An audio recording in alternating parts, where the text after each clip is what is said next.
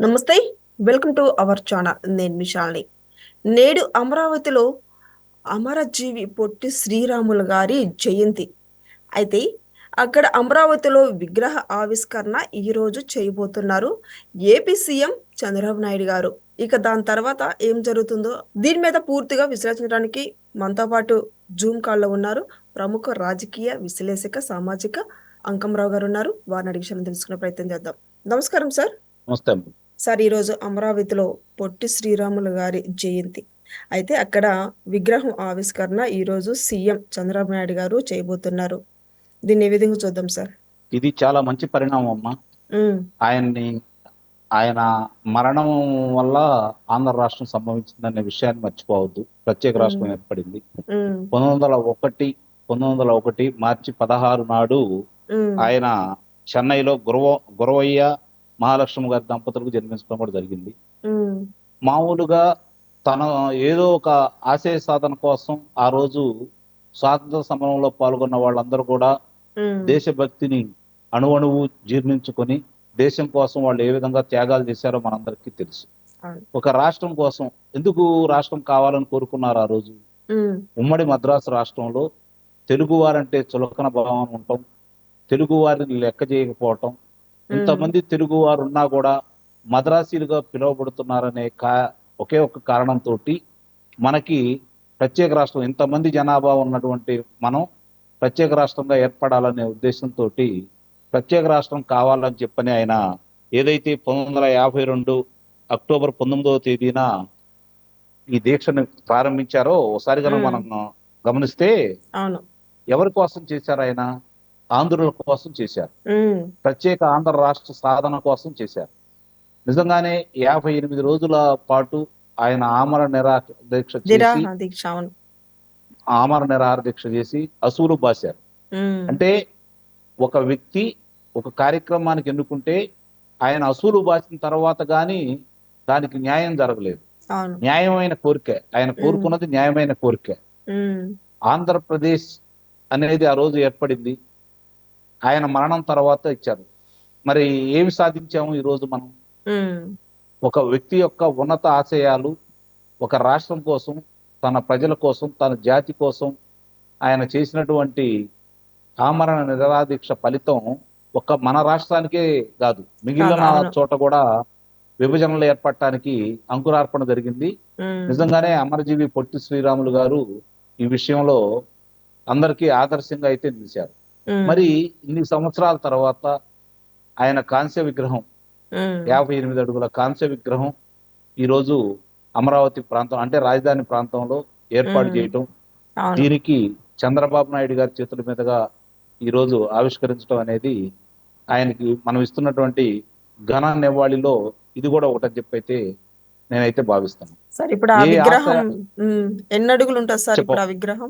58 అడుగుల విగ్రహం ఉమ్, ఆయన ఆశయ సాధన కోసం ఉమ్, ఏ విధంగా అయితే పోరాడాడో, మన తెలుగు వారికి ప్రత్యేక రాష్ట్రం ఉండాలని చెప్పని, తెలుగు ఉమ్, మాట్లాడే వాళ్ళందరికీ అవును. ప్రత్యేక రాష్ట్రం ఉండాలని చెప్పని ఆయన ఏ విధంగా అయితే కోరుకున్నాడో, ఉమ్, దానికి ఈరోజు ప్రత్యేక రాష్ట్రం ఏర్పడినా కూడా మధ్యలో మళ్ళీ తీసుకెళ్లి తెలంగాణ ఆంధ్రప్రదేశ్ కలిపి ఆంధ్రప్రదేశ్గా ఏర్పాటు చేసి 1956లో 1953లో మనకు రాష్ట్రం ఏర్పడితే 1956లో విశాల ఆంధ్ర ఏర్పడింది. అయినా సరే ఆయన ఆశయ సాధన మనం ఉమ్, సాధించాము.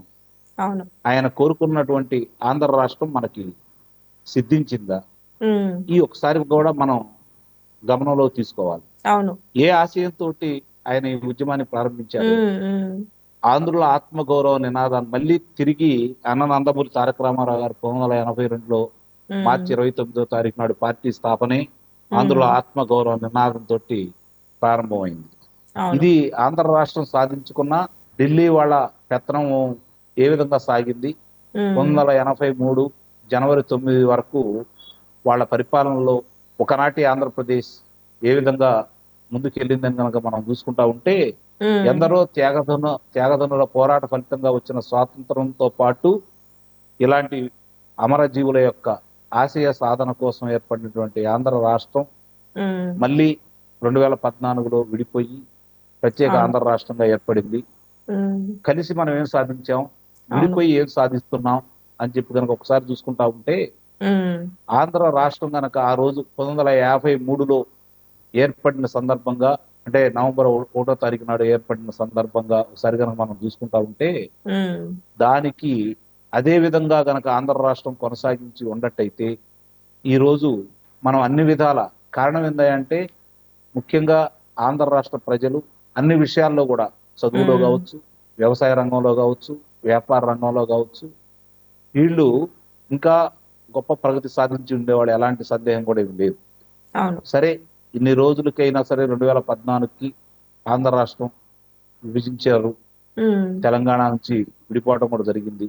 దానివల్ల నష్టాల కష్టాలన్నీ పక్కన పడేస్తే, అవును. ఇప్పుడు అమరజీవి స్ఫూర్తితోటి ఆంధ్ర రాష్ట్రాన్ని తిరిగి అగ్రపదాన నిలిపే క్రమంలో ఉమ్, చంద్రబాబు నాయుడు గారికి, ఆ కూటమికి ఈ రోజు ఇది అయితే సువర్ణ అవకాశం, అందుట్లో ఎలాంటి సందేహం కూడా ఏం లేదు. లేదు. అవును. ఆ దిశ ఆ దిశగా వెళ్ళే క్రమంలో చంద్రబాబు నాయుడు గారు ఎదుర్కొంటున్న చిన్న చిన్న అవరోధాలన్నీ తొలగిపోయి, ఉమ్, అమరజీవి కలలుగన్న ఆంధ్ర రాష్ట్రంతో పాటు చంద్రబాబు నాయుడు గారు ఏదైతే ఊహించుకొని 2047 నాటికి ఆంధ్ర రాష్ట్రాన్ని ప్రపంచంలోనే ప్రత్యేక గుర్తింపుతో పాటు భారతదేశంలో 29 రాష్ట్రాల్లో ప్రత్యేకమైన రాష్ట్రంగా, అలాగే అగ్రస్థానంలో ఉండే విధంగా తీర్చిదిద్దాలనే ఆయన యొక్క ఆశయ సాధనలో భాగంగా ఉమ్, ముందుకెళ్లే క్రమంలో నిస్సందేహంగా ఇక్కడ ఉన్నటువంటి ఆంధ్ర యువత, అంటే ముఖ్యంగా చదువుకున్న పిల్లల యొక్క శక్తి సామర్థ్యాల గురించి మనం ఉమ్, ప్రత్యేకంగా చెప్పుకోవాల్సిన పని లేదు.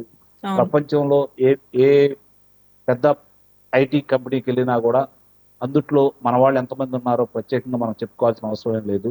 ఉమ్, కాబట్టి అమర్జీ పొట్టి శ్రీరాముల యొక్క ఆత్మ బలిదానానికి సరైన నివాళి అనేది మనం ఇవ్వాలి అంటే మాత్రం నిస్సందేహంగా అది ఆంధ్ర రాష్ట్రాన్ని అగ్రప్రధానం నిలుపుతుందో పాటు ఇక్కడ ఉమ్, అన్ని విధాల ఎలాంటి మచ్చలు లేని అవును.